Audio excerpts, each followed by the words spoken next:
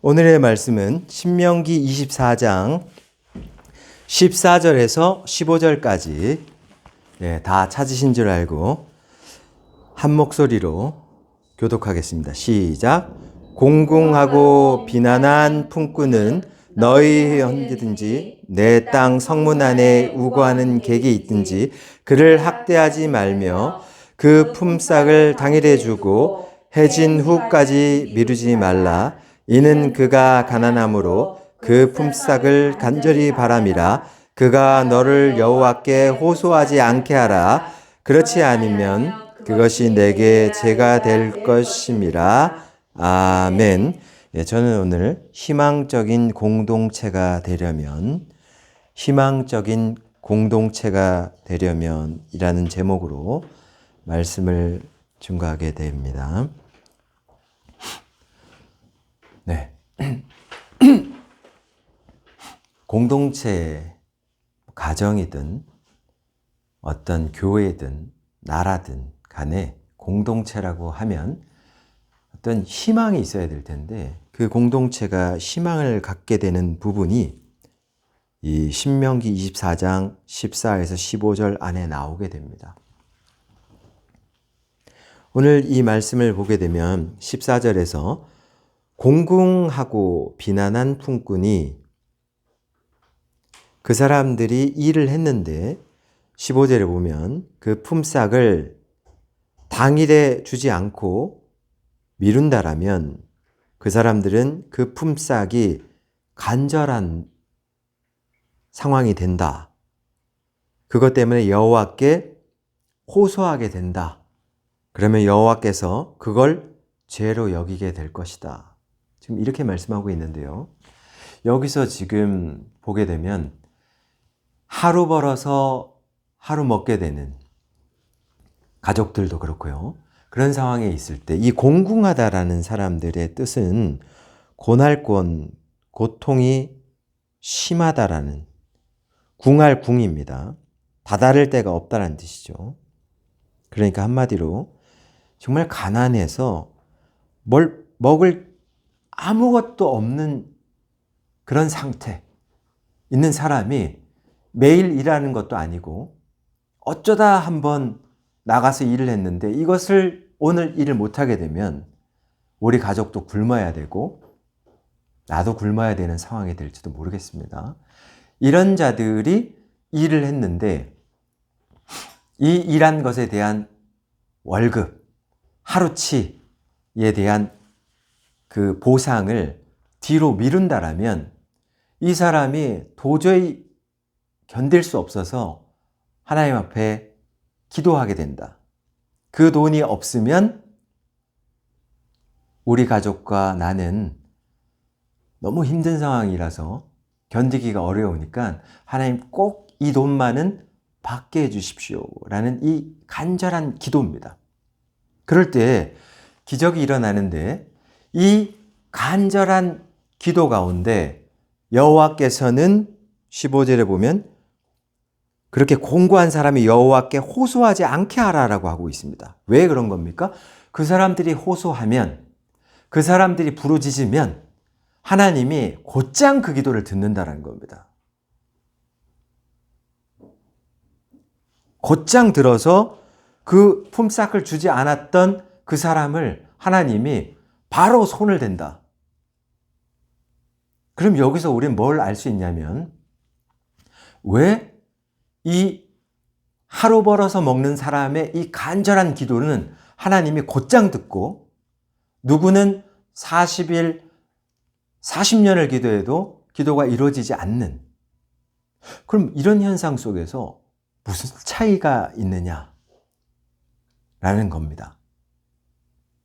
예를 들어 가난한 자가 간절하게 기도하는 것과 부자가 간절히 기도하는 것과 무슨 차이가 있냐라는 겁니다. 그렇게 했을 때 이 가난한 자, 오늘 공궁하다라는 이 사람 절대로 뭐 하나 매우 가난하고 궁핍한 상황이기 때문에 생활이 몹시 어려워서 어떻게 보면 우리 입장에서는 한국으로 봤을 땐 노숙인, 이런 입장이 될 수도 있습니다. 이런 사람들은 그냥 오늘 긴 줄을 서고 그 한 끼의 식사를 꼭 해야만 다음 날을 버틸 수 있다. 이런 정말 절박함이 있습니다. 그런데 그런 절박함이 있는 그 사람들은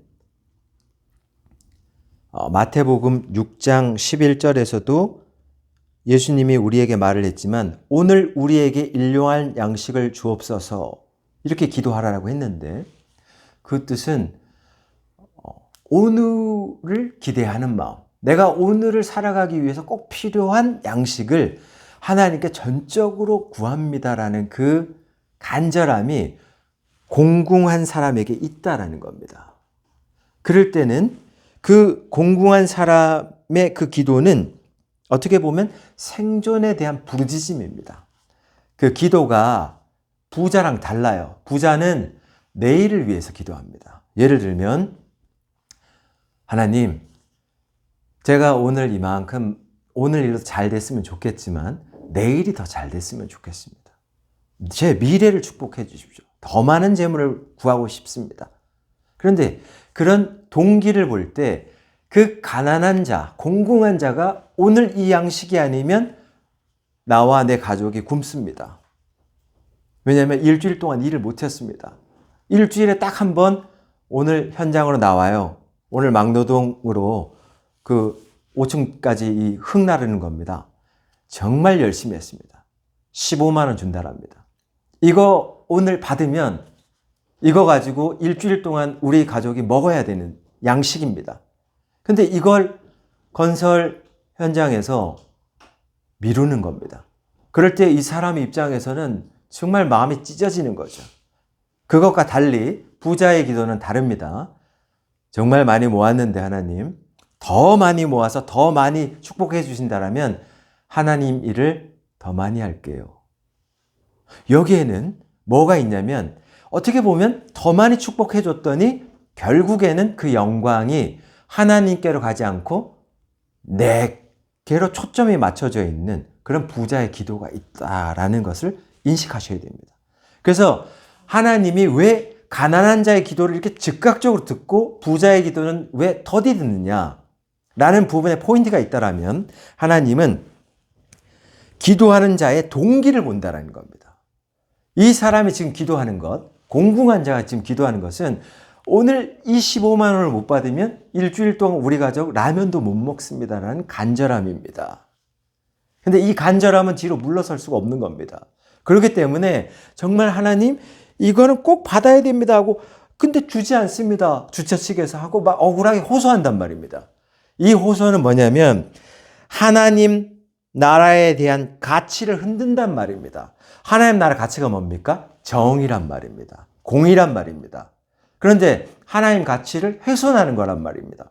일을 시켰는데 정의롭지 못하게 삭스를 주지 않아. 그럴 때 그 사람의 외치는 그 부르짖음은 생존을 위한 절박한 신음이기 때문에 하나님이 즉시 들은 겁니다. 그래서 우리 마태복음 6장 11절에서도 우리에게 하나님이 말씀하는 바가 오늘 우리에게 일용할 양식을 주옵시고 이렇게 얘기할 때 예수님은 우리에게 내일을 구하라고 얘기하지 않았습니다. 오늘 공궁한 자 그 15만 원이 없으면 일주일을 굶어요. 이런 사람처럼 절박한 기도로 하나님 앞에 순수하게 기도한다. 오늘을 살 수 있는 은혜를 달라. 그렇게 기도하는 겁니다. 그럴 때 하나님께서는 그것이 옳은 동기다.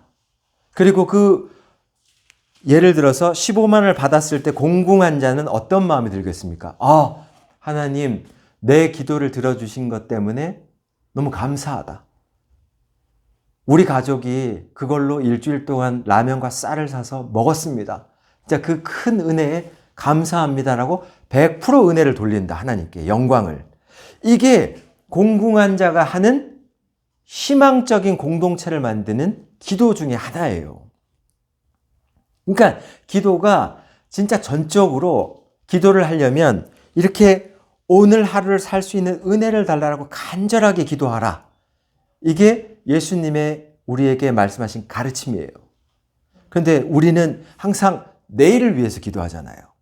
그렇죠? 좀 더 많이 얻게 해주십시오.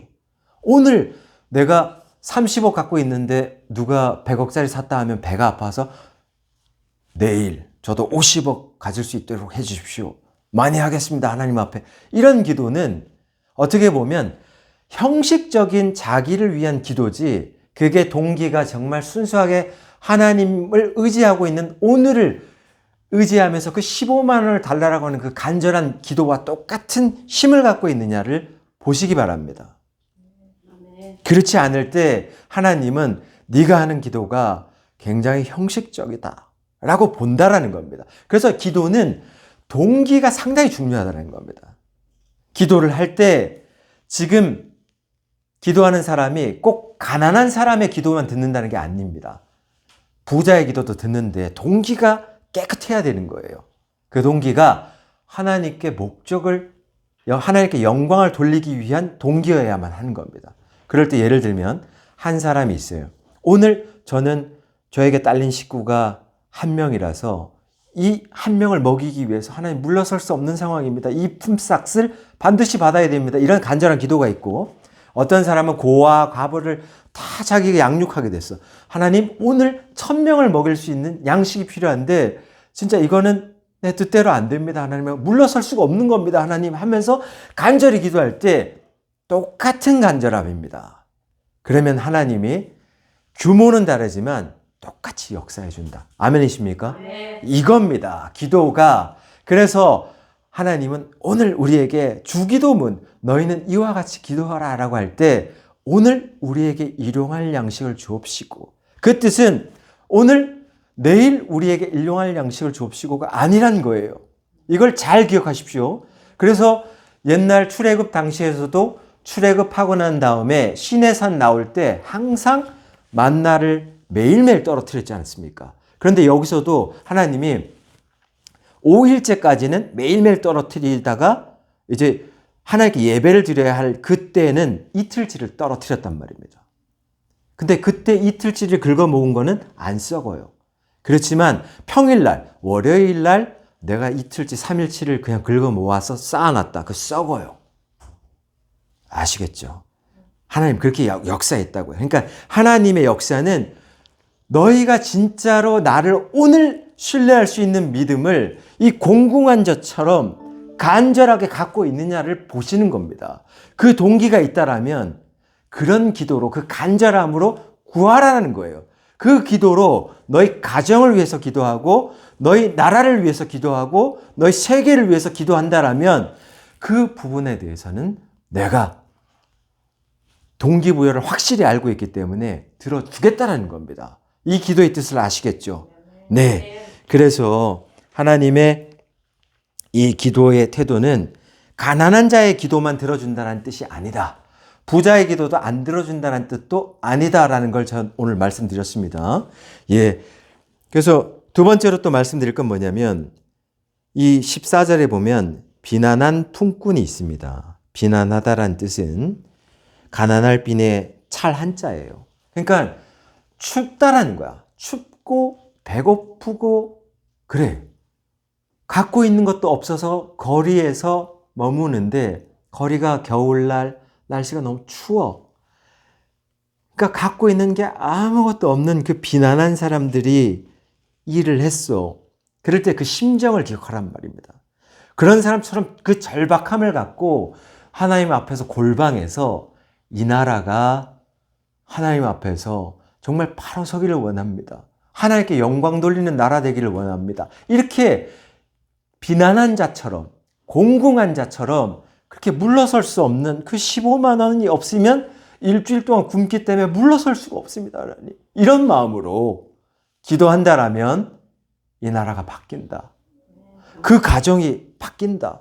예, 그 이웃체, 그 공동체가 바뀐다. 그 교회가 바뀐다. 그거를 저는 오늘 말씀드리고 싶은 겁니다. 네.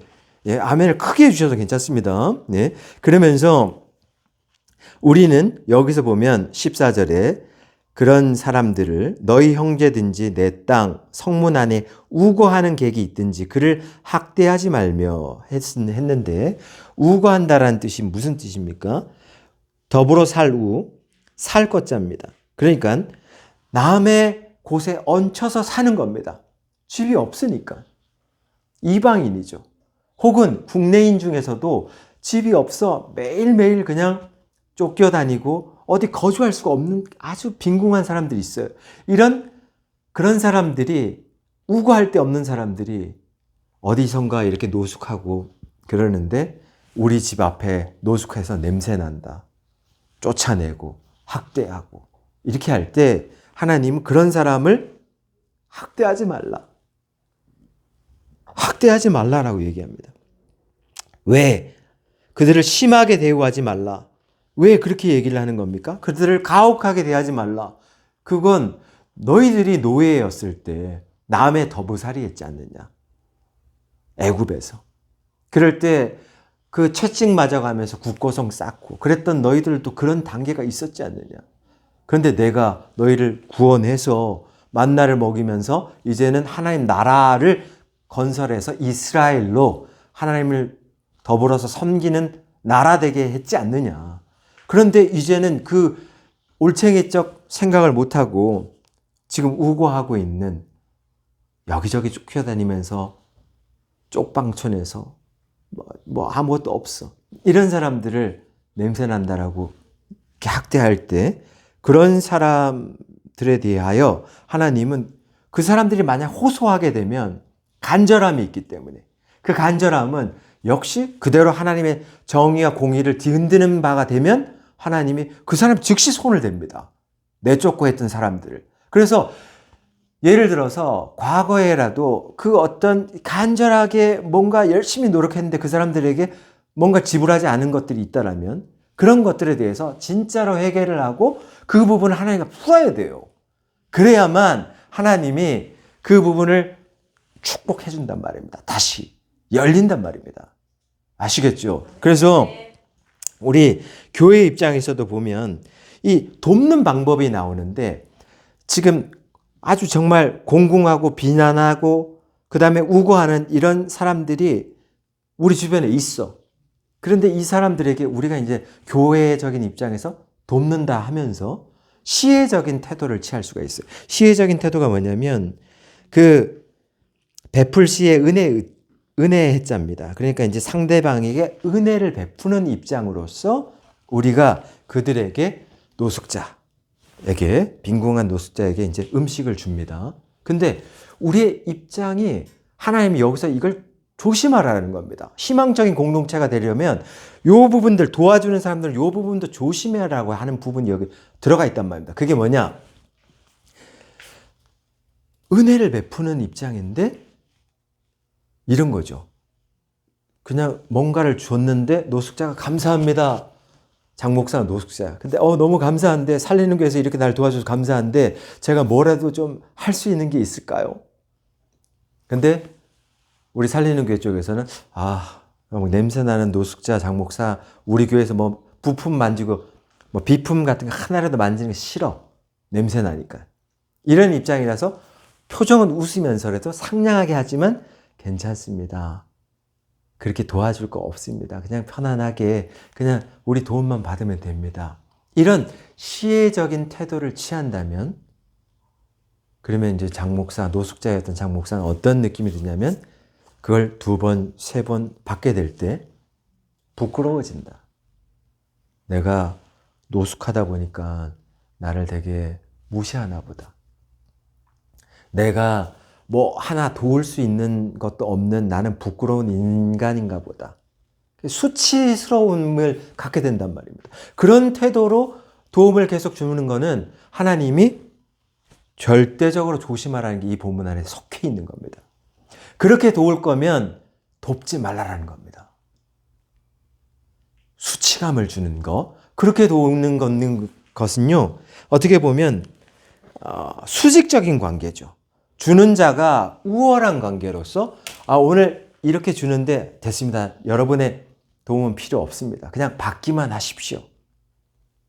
그렇게 하고 그냥 내가 주는 대로 받았으니까 나에 대한, 우리 교회에 대한 뭐 이렇게 우리 교회 참 좋네 이런 평판을 듣기를 원하고 뭔가 기대감을 갖고 있는데 이 노숙자가 행여나 살리는 게 너무 형식적이야. 사랑이 없어. 이런 얘기를 듣게 되면 아니 배은망덕하게 우리가 그렇게 도왔는데 우리한테 이런 말을 해? 이런 마음이 올라오면 그 우월감은 도대체 하나님이 준 동등한 관계에서 주신 게 아닌데 그렇게 도우라고 한 게 아닌데 여러분 스스로가 우리가 우월한 관계에서 내가 돕는 입장인데 넌 받기만 하면 되는 거지 무슨 할 말이 많아. 이렇게 하면 이 사람의 자유적인 의지를 완전히 수동적으로 만드는 악한 짓을 하는 겁니다. 그런 도움은 하나님이 공궁한 자를 더 공궁하게 만들고 가난하고 정말 춥고 배고픈 사람을 더 춥고 배고프게 만드는 거예요. 그런 거 차라리 하지 않는 게 좋다. 그게 왜 그러냐? 예수님이 말씀하셨는데 요한복음 15장 15절에서 나는 너희의 친구라고 얘기했습니다. 예수님이 가난한 자, 병든 자, 뭐 눈먼 자 이런 사람 다 고쳐줄 때 막 우월감으로 내가 너를 고쳤으니까 넌 아무것도 하지 말고 넌 가서 네 일에만 전념해라. 난 너의 도움이 필요 없다. 이렇게 얘기하지 않았다. 예수님은 그냥 항상 내가 너를 도와주는 거를 함께 해보자. 이런 동반자적인 입장으로 한다. 그 사람을 존엄하고 있다. 그 사람이 자립하기를 원한다. 그러면서 공감과 연대를 하는 친구와 같은 마음으로 그들을 대해준다. 노숙자든 쪽방촌에 사는 사람이든 요양원에 홀로 있는 노인이든 무용고에 있는 사람이든 불법 체류자든 아니면 뭐 취업난에 고독한 청년이든 간에 은둔년 외톨이든 간에 이 모든 사람들을 예수님은 눈높이를 딱 맞추고 친구야 내가 뭘 도와주면 좋겠니? 이런 부분으로 진행한단 말입니다. 그런데 아까처럼 시혜적인 관계에서 얘기할 때는 친구야 그러지 않고 그런 자들에게 내가 너를 뭘 도와주면 좋겠니? 이런 일방적이란 말입니다. 이런 도움은 하나님이 말하는 도움이 아니다. 두 번째, 일방적인 베품은 하나님이 그렇게 일방적으로 베풀 거면은 하지 말라라는 거예요. 그럼 어떻게 도와지냐? 상호적이어야 된다는 겁니다. 서로 상해, 서로 호자입니다. 뭐냐? 돕는 사람도 열심히 돕는데 이 사람도 나도 당신 때문에 당신 위해서 나 이 일을 하고 싶어야 할 때 해주세요. 크게 도움이 됩니다. 이렇게 서로가 쌍방향으로 이렇게 도움을 받는 관계가 이게 진짜 돕는 관계라는 겁니다. 이렇게 되면 어떻게 되느냐? 아주 일방적으로 도와줄 때는 이 사람 입장에서는 돕는 사람으로부터 나한테 감사하고 충성함을 기대하는 은근한 마음이 올라오지만 눈을 딱 맞추고 나의 너 친구로서 너한테 원하는 대로 그냥 도와줄게 라고 할 때는 그 사람의 의지 어떻게 할까요? 그 사람 지금 너무 힘들어해. 그러면 그 사람의 뭐 변호사를 선임하는 게 좋겠어요? 아니면 우리가 도와주는 게 좋겠어요? 근데 그 사람 의지가 아직은 결정을 못 내리겠지만 좀 기다려주세요. 하면 알겠습니다. 그 의지를 존중하는 마음으로 기다리는 게 진짜 친구 같은 마음이지 우리가 이렇게 도왔는데 어떻게 그런 얘기를 할 수가 있지? 그거는 일방적인 베품이라니까요. 그렇게 되면 베푸는 자가 내 뜻대로 진행해야만 된다는 그 우월감이 결국에 나오게 되는데 그런 동기부여는 하나님께 영광을 돌리는 자세가 아니기 때문에 하나님은 그 도움의 손길에 축복하지 않는다. 역사하지 않는다. 그러면 돕는 사람 입장에서도 피곤하고 이게 뭔지 모르는 상황이 된다는 겁니다. 그래서 항상 돕는 것은 공감과 연대감이에요. 그게 될 때 하나님은 그 공동체를 축복해 준다. 그런 말씀을 드렸습니다. 그래서 교회는 이제 교회가 앞으로 해야 할 부분이 있다라면 공공하고 비난하고 우거하는 자, 뭐 이런 사람들이 우리 주변에 있을 때 교회는 그들을 돌봐야 될 겁니다. 그럴 때 교회 공동체가 가족 없는 자의 가족이 되어줄 수 있는 진짜 그런 마음, 가족 같은 마음. 우리끼리만 예배 드리면서 저 사람 별로야. 근데 나 이 사람 여기 들어오는 거 싫어.